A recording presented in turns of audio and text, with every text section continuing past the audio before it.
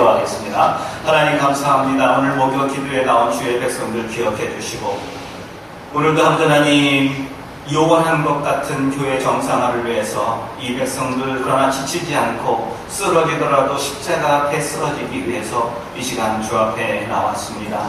이들의 이 간구와 이들의 몸부림과 주님을 향한 이들의 이 초점을 주님 끝까지 붙잡아 주셔서 주님께서 이들을 통하여 역사해 주시는 큰 은혜들이 넘쳐날 수 있기를 원합니다. 특별히 아버지 하나님 우리 홍식 권사님 위해서 기도합니다. 그 아들 아버지 하나님의 큰 비전과 사명을 가지고 있는데 뜻하지 않은 병 때문에 지금 힘들어하고 있습니다. 저희들은 상황과 형편을 알지 못하구나. 아버지 하나님께서 이제 우리의 인간의 모든 장부를 청구하신 하나님의 손길이 그 아들의 몸의 타치가 이루어짐으로 말미암아 아버지 하나님 이전보다 더 건강한 삶으로 회복되어지고 믿음의 식구를 그동안 아버지 하나님 잠시 우리가 기도가 쉬었으니까 아버지 하나님 다시 한번 이 계기로 더욱더 기도할 수 있는 무릎을 주시고 더욱더 그 아들의 회복을 위해서 간구하며 몸부림칠 수 있는 저희들 되기를 원합니다. 아버지 하나님 이제 교회 정상화와 권사님의 회복 이 모든 것들이 동시에 이루어지는 합하여 선을 이루는 역사가 이루어지게 하시고 하나님 이 사랑의 교회를 얼마나 사랑하시기에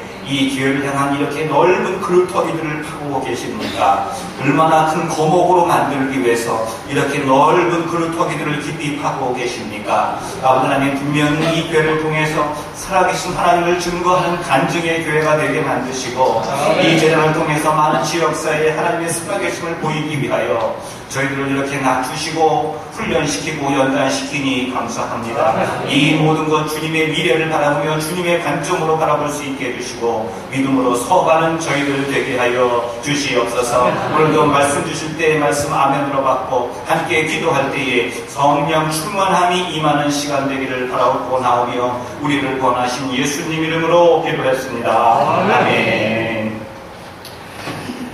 여러분 우리 사도행전 7장은 스데반 선교사님이 이제 죽음을 앞두고 사람들의 질문에 대해서 대답하는데요. 스데반이 보통 사람이 아닙니다. 성경의 전체를 구약 성경 전체를 7장 한 장에다가 요약을 하는데 얼마나 아주 기가 막히게 정말 에피스만 전하는지 몰라요. 오늘은 저는 사도행전 7장을 쭉 읽다가 갑자기 이 생각이 들었어요. 제가 묵상하는 가운데 이스라엘 백성들이 가장 힘들 때가 언제였는가? 하나님의 백성들이 성경 속에 가장 힘들었던 때가 언제였는가? 저는 그런 묵상을 해봤거든요.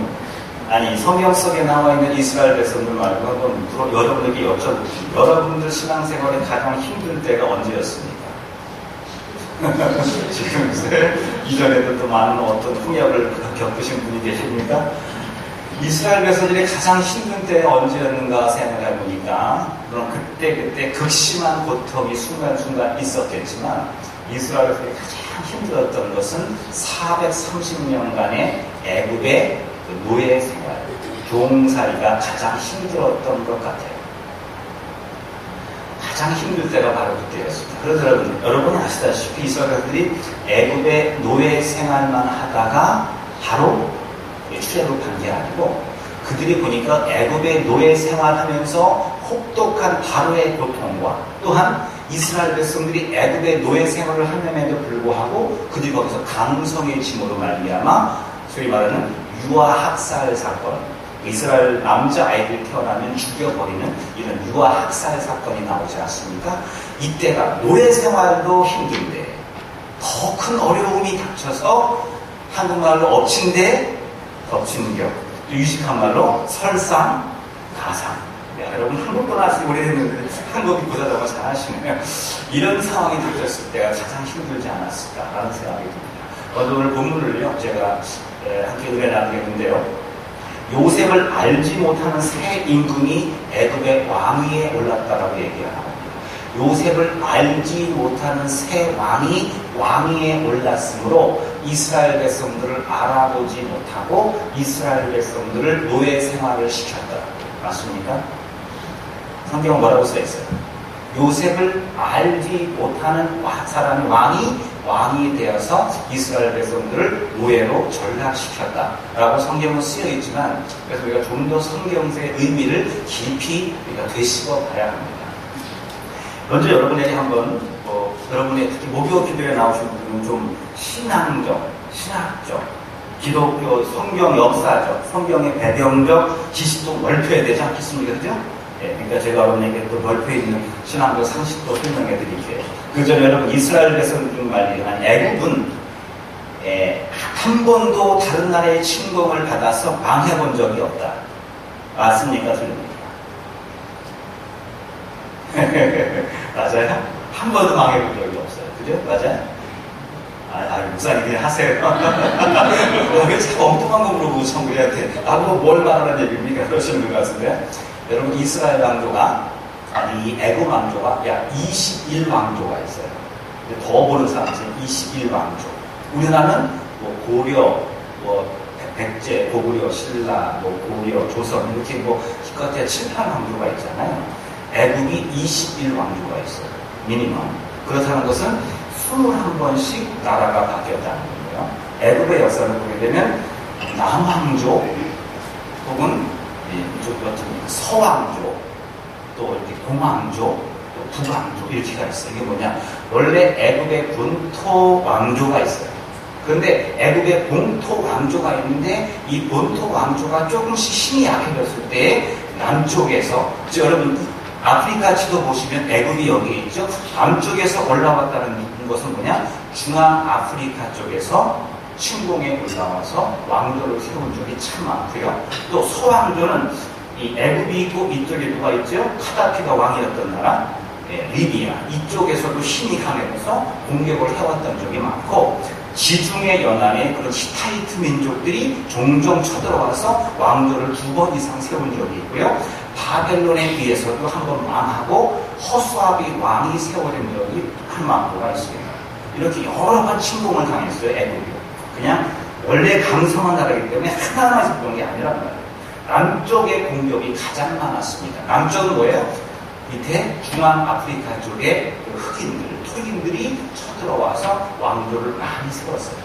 그럼 여러분, 이 요셉이 총리에 오를 때에 그 당시의 왕조는 남쪽에 있는 남왕조가 올라와서 나라를 세운 왕조입니다. 그러니까 그 당시에 애굽의 왕은 백인이었을까요? 흑인이었을까요? 또는 동양 사람이었을까요? 네, 남쪽에서 올라왔어요. 그 당시에 모든 총리 대신 그리고 시위대장 이름이 누구죠? 보디발, 그죠? 보디발.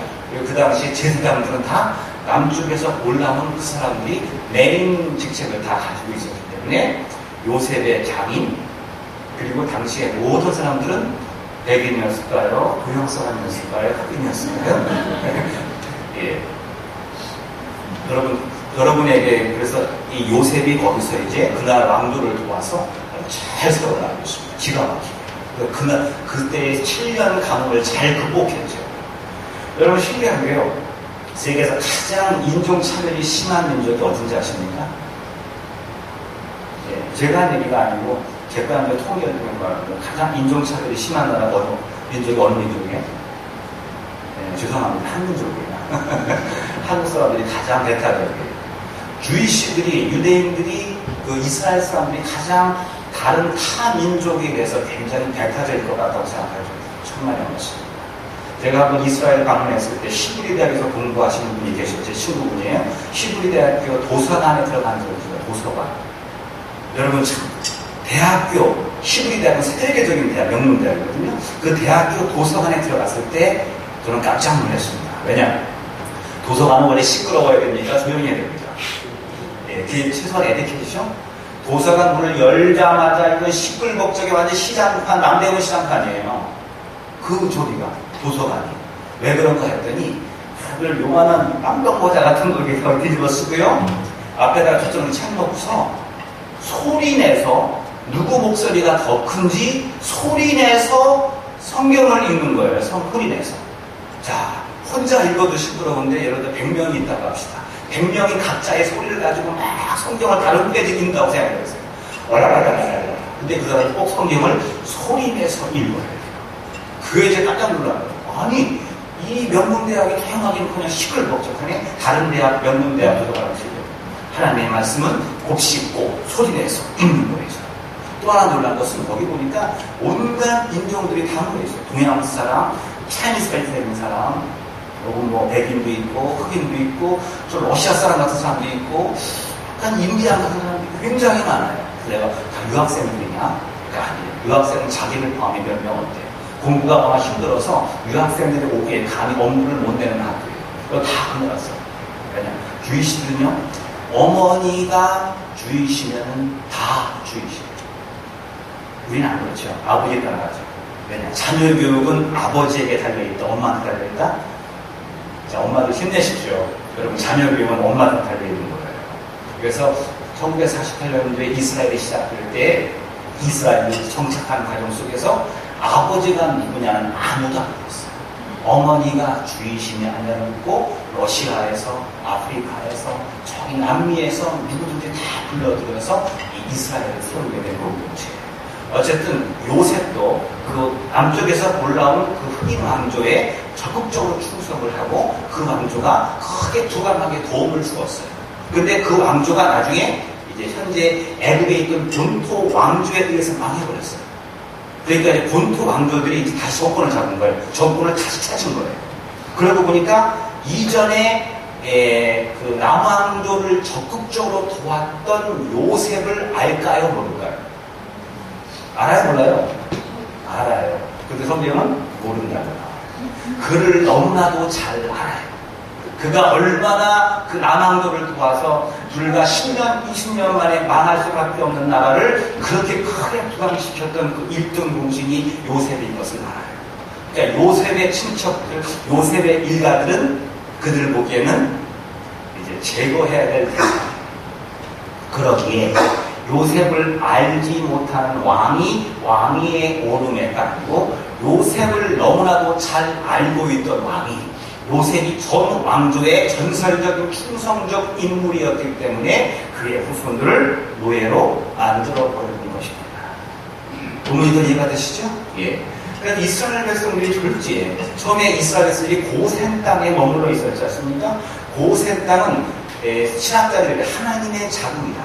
뭐가 하나님이 이스라엘 백성들을 다 보호하기 위한 고센 땅에서 그 백성들을 하나님께서 번성시켰거든요. 한순간에 요셉을 알지 못하는 왕, 즉 요셉을 잘 아는 왕이 이 백성들을 고센 땅에서 끄집어내서 기억을 시키면서 피라미드를 만들든지 여러 가지 일들을 시키는 고통의 순간으로 끌어들이는 거예요. 끌어내버린 거예요. 갑자기 졸지에 어려움이 닥치기 시작하거든요. 어려움은 천천히 와요, 갑자기 와요. 천천히 오면 우리가 좀 준비할 것 같아서 오늘 갑자기 뻥 해보니까 이게 뭐야, 웬일이야, 뭐 이렇게 되지 않습니까? 이스라엘에서는 졸지에 그 고센 땅에 있던 백성들이 졸지에 노예 신분으로 아주 변화되어 버렸어요. 근데 여러분 그것뿐만이 아니고 성경을 잘 보니까 이스라엘 백성들이 고센 땅에서 끌려와 노예 생활을 하면은 자식을 더 못 낳고 이제 인구가 감소해야 되는데 인구가 더 증가해요. 여러분 신기한 게요. 어느 학자들이 좀 재밌는 학자들이 이 사람 통계를 해봤어요. 처음에 70여 명이 이제 야곱과 함께 애굽에 넘어간 다음에 그들이 430년 만에 약 남자 장정만 60만 명, 한 가정에서 한 200에 300만 명이 되려면은 여자 한 명당 몇 명의 자식을 낳아야 되느냐 계산을 해봤어요. 그러니까 최소한 13에서 17을 낳아야 그 70명의 사람들, 다 여자가 아니잖아요. 그 사람들이 430년 동안 300만 명 가까이 인구를 만들 수가 있다. 여러분, 지금 하루에 요번에 13 나신 분 계세요, 우리? 제가 10월교회 목회할 때 12 나신 권사님을 보셨어요. 12 나신 분. 근데 13, 17은 상상을 못하는 일이에요.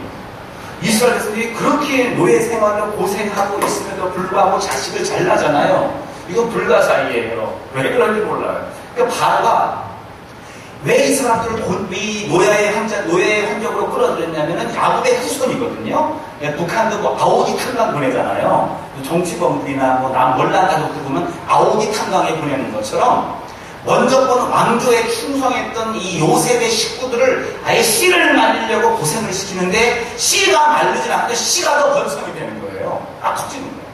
그래서 바로가 울며 겨자 맡기시고 했던 바로의 또 하나의 명령이 뭐죠? 유아 학살 명령. 여러분 잘 아시죠? 실제로 성경은 아니고 이스라엘 그 성형 문자에 나와요. 당시 왕이 투탄모센 1세 왕인데, 그 당시에 보니까 그 세기문, 아니, 그 성형 문자를 합해 보니까요, 히브리라는 단어가 아니고 하비루라는 민족이 있다고 나와요. 비슷하잖아요? 하비루, 히비루.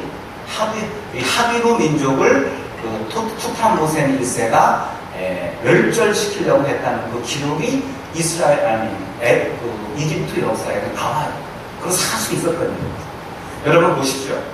잘 나가다가 갑자기 노예된 것도 힘들죠. 노예된 것도 열받죠. 근데 엎친데 덮친격으로 노예뿐만이 아니고 내 사랑하는 자식들을 낳자마자, 이 사랑하는 아들을 안아보지도 못하자마자 그를 찢어 죽이거나 강에 던져 죽여야 하는 이런 끔찍한 삶의 현장 속에 던져진 이스라엘 백성들의 이 심정과 마음을 여러분 이해해 보셨습니까? 혹시 여러분들이 이런 심정 아닙니까? 애굽에 갑자기 창졸간에 애굽의 노예 신세같이 갑작스럽게 무슨 핍박과 어려움과 고통의 장악이 교회 결실이 있는데, 때때로 이거 외에 기대하지 않은 또 하나가 팍! 아까 말했죠. 엎친데? 뭐야? 엎친데? 엎친데 엎어져요? 엎친데 덮친겨. 정말 눈이 내렸나 했더니 또 서리까지 내려버려가지고 이 엎친데 덮친 것 같은 이런 절망의 상황까지, 이 견딜 수 없는 상황까지 하나님 너무 하신 거 아닙니까? 이 힘든 고통, 이 노예 생활도 고통스러워 죽겠는데 왜 엎친데 덮친 격으로 엉뚱한 일들도 많이 생겨가지고 이 절망 속에 우리를 빠뜨리십니까? 이렇게 원망하시는 분들이 생길 것 같습니다. 바로 이스라엘 백성도 마찬가지였을 거예요. 오늘 본문에는 20절에 이렇게 시작합니다. 그 최악의 절망 속에, 가장 힘든 고통 속에 노래 생활 플러스 아들 학살 명령이 떨어진 최악의 상황 속에 있는 이스라엘 백성들을 소개하면서 본문 20절은 이렇게 시작합니다. 다 함께 시작. 써. 예, 누구라고요? 아니요, 그 전에 중에 어느 때에? 다시 한번. 어느 때에? 성경을 읽다 보면 저는요, 때때로 단어 하나만 가지고도 설교가 끝나는 경우가 있고요, 단어 하나만 가지고도 그 한 장이 다 끝나는 경우가 많아요. 아브라함이 뭐 번떠 진짜 아버지를 떠나 몰라요. 마지막 순간에 마침내, 저 그 단어가 참 내버렸어요. 중간에 가다가 쉬었는지, 가다가 농땡이를 부렸는지, 사실 많이 농땡이 부렸어요. 아브라함이 곧장난 거 아니에요. 여러분 착각하지 마세요. 아브라함도 농땡이 부릴 수가 있습니다. 하나님 명령서에 가나안 땅 들어갈 때까지 중간에 얼마나 많이 쉬었는지 몰라요. 가다가 낚시하다가 쉬고요, 뭐 사냥하다가 쉬고요, 얼마나 많이 쉬었는지 몰라요. 그러나 결국 모든 과정이 가다가 넘어지고 가다가 엎어지고 별의별 일이 다 있었지만 결국 뭐예요? 마침내 들어갔다. 이렇게 여러분 성경 속에 많아요. 그리고 이윽고, 그리고 또 제가 지난주에 말했죠. 이끌려. 누구한테 이끌려? 노예 상인이 아니고 하나님께 이끌려. 이렇게 성경 속 하나의 단어를 통해서 성경이 굉장히 큰 메시지를 우리에게 주는 경우가 있습니다. 오늘 본문에 보니까 그때의 모세가 났는데, 여러분 아시다시피 이 모세는 이스라엘 백성들을 해방시키기 위한 하나님의 플랜이에요. 모세는 이스라엘 백성들을 탈출시키기 위한 하나님의 계획이에요. 모세는 이스라엘 백성들을, 그들을 온전하게 해방시키고 하나님의 놀라운 구원 계획이었습니다. 하나의 사람이라고 생각하지 말고 모세라는 것은 하나님의 해답이다 말이에요. 어떤 때에 하나님의 해답이 일어났다고요? 그때에. 그때는 어떤 때입니까? 잘 나가던 때가 아니에요. 가장 힘들 때, 노예 생활할 때가 아니에요. 노예 생활의 최극심 속에서 내 아들까지 내가 보는 앞에서 찢어 죽여야 하는 최절망의 상황의 그때에 하나님께서 모세를 보내십니다. 우리에게 가장 절망스러울 때에 하나님, 그때 우리는 하나님 어디 계십니까? 우리를 떠나신 것입니까? 우리를 버리신 것입니까? 라고 외칠 때가 많이 있지만 바로 그때 하나님의 손은요 어떻게 해요? 합비 움직이시고 하나님께서 놀라운 이 출애굽의 그 여명을 이 백성들에게 보여주고 있는 거예요. 그렇다면 여러분들과 마찬가지죠. 여러분들이 가장 어려울 때에, 그 어려운 하나 문제 가지고 끙끙거리면서 해결하지 못할 때 설상가상으로 자꾸 이 말 자꾸 나오네요. 엎친 데 덮친 격으로 자꾸 뭔가 빵 올 때가 있죠. 지금의 어려움도 견디기 힘든데 더 큰 어려움이 하나 또 꽝 와요. 마치 옛날에 펀치 선수를 보는 카운터 펀치라고 있거든요. 한두 방 맞는 것도 그 그룹인데 결정 타자를 딱 맞아요. 이제는 더 이상 일어날 수 없을 것 같아요. 됐습니다. 이때입니다. 이때가 바로 오늘 본문이 말하는 바로 그때입니다. 가장 힘든 노예 생활 플러스 유아 학살 명령 때문에 자식을 죽이는 그 고통의 최악의 상황 속에서 하나님은 바로 하나님의 대안이, 하나님의 응답인, 하나님의 방법인 모세를 보내신 것처럼 우리도 가장 절망스러운 이때가 거기다가 플러스 설상가상의 엎친 데 덮친 격의 어려움이 닥친 이때가 우리가 보기엔 힘들고 고통스럽고 버겁지만 하나님은요 이때가 바로 하나님이 움직이는 시간이에요. 바로 이 순간부터 여명을 펼치기 위한 옛날에 여러분 여명의 눈동자 아시죠? 여명의 눈동자. 이제 여러분 사람이 동공이 가장 커질 때가 해 뜨기 전이에요. 그래서 여명의 눈동자예요. 왜냐? 해 뜨기 전이 최고로 캄캄해요. 이건 야맹증이 없는 사람도 해 뜨기 전에는 아무것도 안 해요. 지금 갑자기 그동안 컴컴했는데 갑자기 더 큰 캄캄함이 탁 닥쳐와요. 오케이. 이럴 때는 우리의 여명의 눈동자를 우리가 밝히 떠야 돼요. 왜요? 요 단계가 바짝 하면은 이 어둠 속에서 이제 갑자기 상상할 수 없는 태양이 마치 넘실거리면서 이 모든 어려움을 다 깨트는 엄청난 응답을 올 거라고 믿습니다. 네. 제가 그랬잖아요. 어려움 닥치면 엎친 데 덮치게 하면 깨끗하게 되잖아요.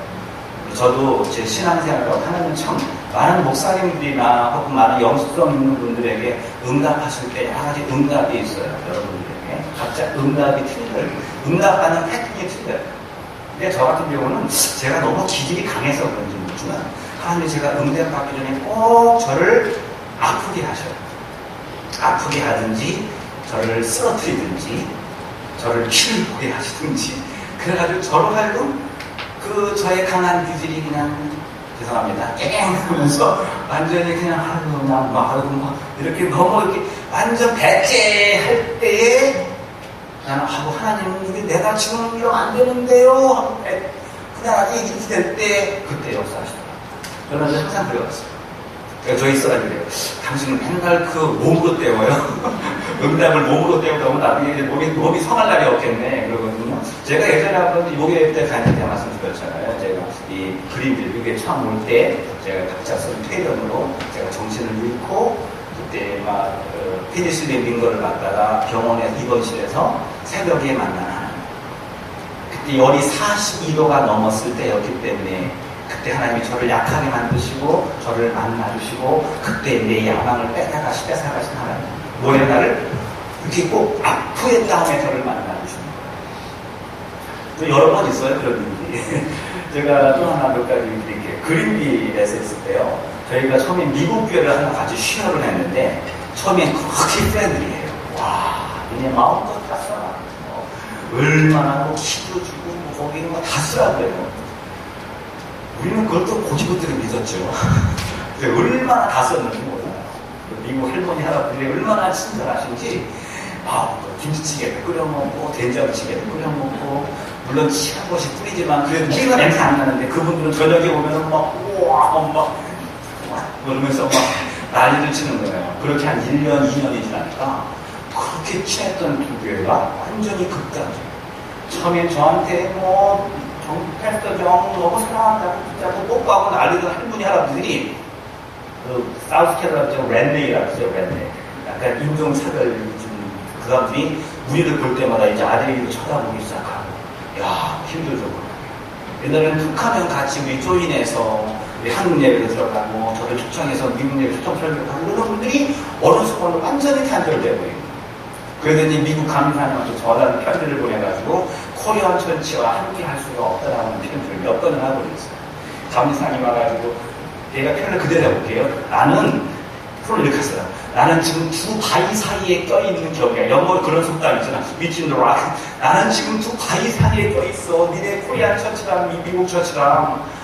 너무너무 감사님이 힘들어하고요. 이분들이 계속 그 푸시를 하니까 감사님 또 어떻게 할지 모르겠어요. 제가 그때 하나님 때 막 기도하다가 응답이 없어요. 하나님 그럼 우리 빨리 자체 건물을 주시든지 더 이상 눈치 봐서 못 견디겠습니다. 막 그랬거든요. 그래서 하나님의 응답이 없어요. 에이, 딸내미랑 자전거나 타러 가자. 그래서 그때 큰딸이 자전거를 잘 못할 때인데 내가 가르치면 타다가요. 이 녀석이 갑자기 언덕길을 가다가 자전거가 팍 풀리면서 부르는 거예요. 그때 어떻게 합니까? 야, 아버지의 부성부. 제가 물론 운동신경이 뛰어난 사람도 아닌데 딸내미가 딱 부를 것을 알고 타고 가던 자전거에서 번쩍 뛴 다음에 딸을 딱 낚아채고 공공신경 하셨죠? 낚고서 부르는 거예요. 난 내가 보고 왜 이렇게 몸이 빠른지 몰라. 그래서 딸을 댔어. 근데 그 다음에 자리에 일어나는 갑자기 우지직, 우지직. 왜 이러지? 우지직, 우지직. 어깨뼈가 부러진 거예요. 근데 통증이 없더구만요. 처음에는 막 뼈소리는 들리는데 통증이 없어요. 그래서 그 병원에 갔더니 영어로 칼라본이라고 그러죠. 색을 지금도 여기 보면 이렇게 막 풀렸고 그때 붙였지만 튀어나왔어요. 이게 부러져가지고 병원 신세를 지어주고 병원서 이제 뭐 치료한 다음에 집에 와서 몇 달 동안이요 꼼짝없이 누워있는 거예요. 아이고 하나님 지금 내가 지금 막 여기저기 팔강으로 발품을 팔아도 될까 말까인데 아니 우리 자체 건물을 구해야 되는데 하나님 이게 웬일입니까? 아파 쓰러지는데 한 달 동안 움직이지 못하는데 이거 어떡합니까? 기껏해면 전면도 못한다는데요.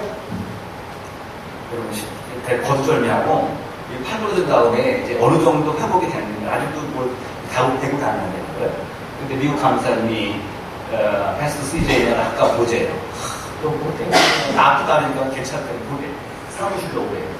갔더니 이게 작아요. 저한테 한 말이 니네가 저 콩코드라고 하는 미국 건물이 미국 철치 건물이 있는데 그분들이 이번에 당할 때 자기들이 다른 교회랑 합치고 이 건물을 팔든지 UMC에서 알아서 하든지 자기들한테 넘겼다는 거예요. 니네가 그 교회를 맡을래? 여러분 같으면 어떻게 하시겠습니까?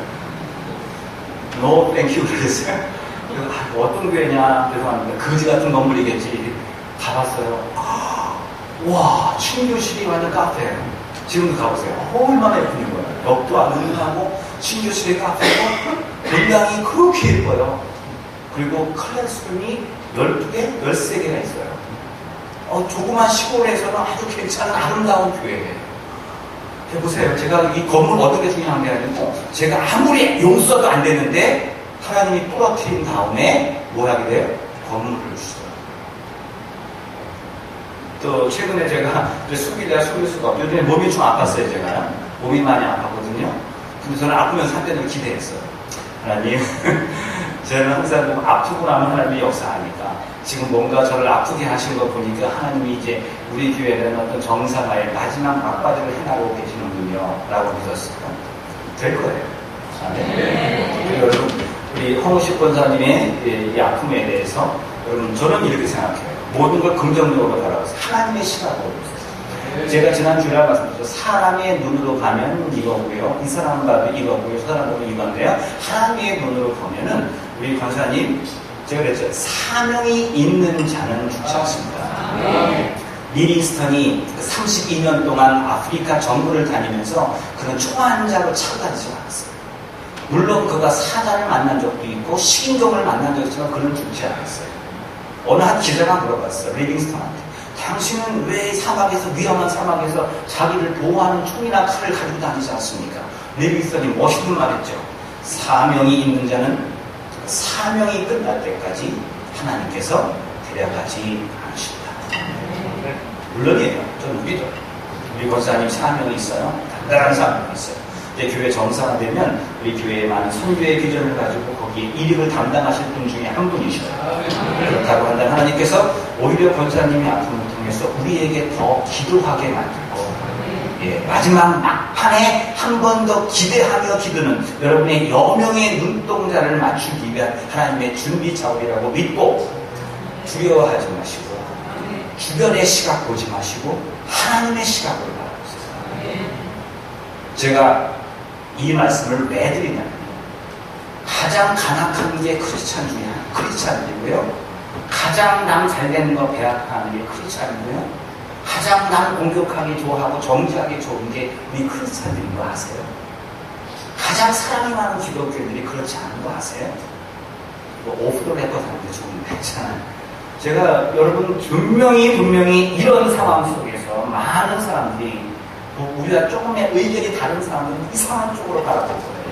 제가 여러분에게 양심 고백할까요? 제가 우리 교회 오기 전에 한번 주일 설교 때 한 적이 있어요. 제가 인대가 찢어진 사건이 있었다고 칼을 갈다가 그래가지고 인대 꼬맨 사건을 얘기했죠. 근데 나중에 병원 갔다 와보니까 그 피가 흘러서 그 사랑의 교회 주보에 묻혀 있었고 사랑의 교회만 남겨 있었던. 그래서 하나님께서 예수님의 보혈의 피로 이 재단을 적시고자 하는 마음이 있구나. 그 고백을 드렸어요. 여러분 그러죠? 그런데 여러분 그랬잖아요. 내 눈도 아니고 네 눈도 아니고 하나님의 눈으로 봐야 되는데 이 놀라운 믿음의 감정을 어떻게 합시다. 네? 어떻게 협박하는지 아십니까?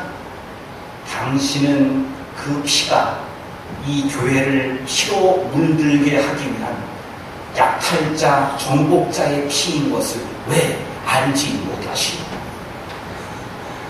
그러니까 똑같은 사건인데 저는 주님의 보혈의 피로 묻혀진 걸 가지고 제가 왔다고 하는데 똑같은 사건인데요. 그 피는 주님의 피가 아니고 약탈자의 피가 거기에 묻혔기 때문에 당신이 사랑의 뼈를 피로 물들기 위한 아주 칼잡이의 모습으로 왔다고 해석하는 사람이 있어요. 근데 저는 그거 극복을 하죠. 그러다 그들도 축복기도 했습니다. 안 믿는데 보여드릴까요? 혹시 모르고 지금 보관해 놓고 있어요. 다 죽어있어요. Just in case. 근데 여러분 마찬가지예요. 우리 교회의 정상화를 위해서 함께 힘들어하고 있을 때에 이런 일들이 생기잖아요. 이거 우리는 정말 더 기도해야 되고 이 가운데 하나님의 선하신 뜻을 믿어야 되고 더 하나님께서 이 어둠을 밝히시던 하나님의 놀라운 마지막 작업 속에서 우리로 하여금 더 부르짖고 더 무릎 꿇게 하기 위한 하나님의 움직임을 믿어야 되는데 분명히 또 뭐라고 얘기할 거예요. 그럴 때 제가 냈죠. 지난 주일날 뭐라고요? 예, 이거 사모으셨어요? 안 될 거야 뭐요? S로 물러갈지어다. 죽을 거야 S로 물러갈지어다. 이 모든 잘못된 해석, 잘못된 공격, 인간적인 정죄, 이 모든 것들 예수 이름으로 물리치십시오. 하나님 결국 그러구나. 물론 교회사에 보게 되면 그 저주의 기도가 있습니다. 그게 일시적 효과는 있어요. 일시적 효과예요. 진통제같이.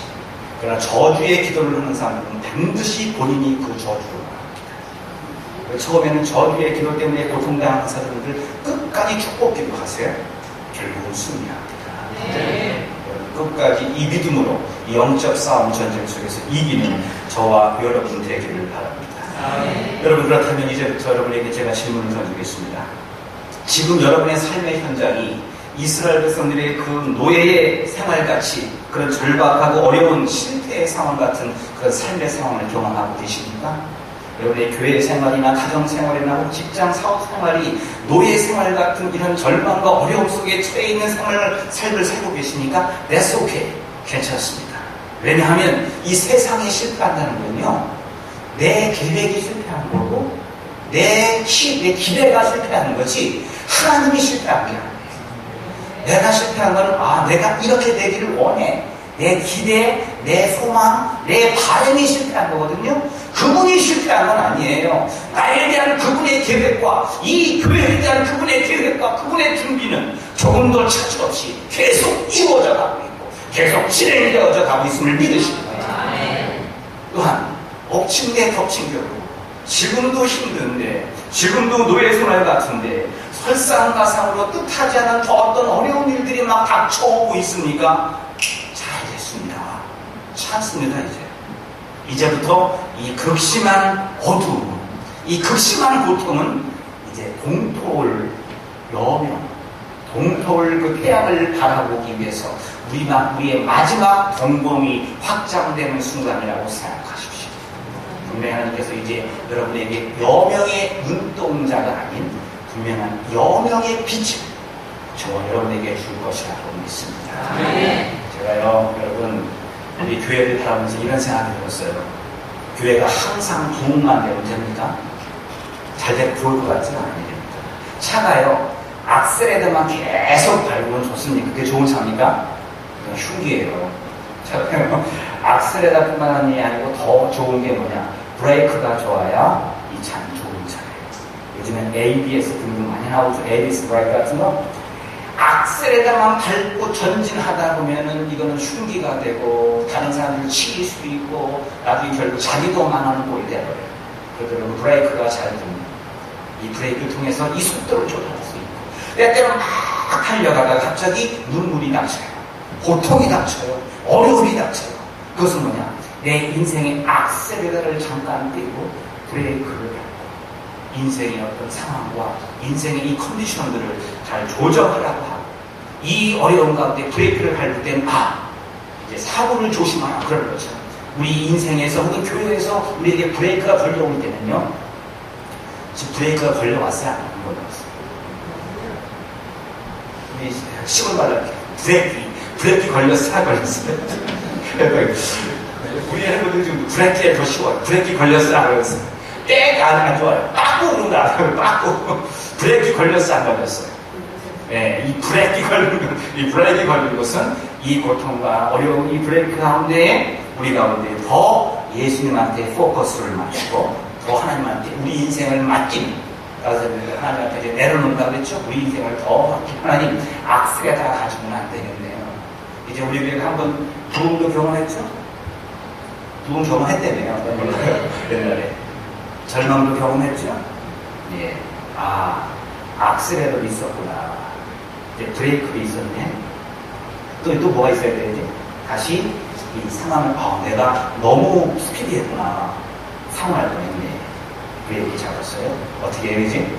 상황을 생각하고 다시 조심스럽게 서서히 악셀레를 밟아서 갑작스러운 속도 증가가 아닌 가장 평온한 하나님이 기뻐하시는 경찰한테 걸리지 않는 하나님이 기뻐하시는 가장 평온한 교회, 가장 성장하는 교회, 가장 이상적 교회의 모습으로 저와 여러분들을 세울 거라고 믿습니다. 노예 생활과 자식을 죽이는 이스라엘 백성보다 더 절망스러운 분들 혹시 이 자리에 계십니까? 없어요. 그들보다 절망스러운 사람들은 아무도 없어요. 그러니까 그들이 가장 절망스러운 그때에 하나님께서 하나님의 대학 모세를 보내신 것처럼 바로 지금 여러분이 극심한 상황, 교회의 상황, 여러분의 가정의 상황, 여러분의 가장 극심한 상황 속에 엎친 데 덮친 격처럼 견딜 수 없는 고통에 처해 있는 여러분들에게 바로 이때에 하나님께서 모세와 같은 하나님의 응답을 저와 여러분에게 주실 것이라고 믿습니다. 이제는요 기대합시다. 고등학교 때 수학여행 갔을 때 새벽 4시에 깨가지고 석굴암 앞에 가서 일주를 다 보셨죠? 수학여행 못 가셨군요. 우리 서울 사람들은 시골로 경주로 수학여행 가고 시골 사람들은 서울로 수학여행 왔거든요. 경주 가면 석굴암 앞에 새벽 4시에 가면요 초조해요. 졸리기도 하고. 근데 기대도 해요. 저는 지금도 기억납니다. 그때의 일출 하나마다 갑자기요 하는 거예요. 물속에 공 집어넣었다가 손 놓으면 톡 튀는 것처럼 보셨어요? 캄캄한 가운데 갑자기 태양이 저 멀리 직경선으로 떠오르기 시작합니다. 갑작스럽게 태양이 떠오르네요. 그때 여러분들 그 태양이 떠오르기 전에 그 기다리는 간절한 기다림을 가지고 저와 여러분들 이제 하나님께서 우리의 삶 가운데, 우리의 교회 가운데, 우리의 삶의 현장 가운데, 혹은 고통과 절망 가운데 있는 자들에게, 혹은 엎친 데 덮친 격으로 있는 많은 아픈 사람들에게 이 하나님의 역사가 이루어지는 그런 귀한 삶이 되기 위해서 기도하고 기대하는 저와 여러분 되시기를 부탁을 드립니다. 기도하겠습니다.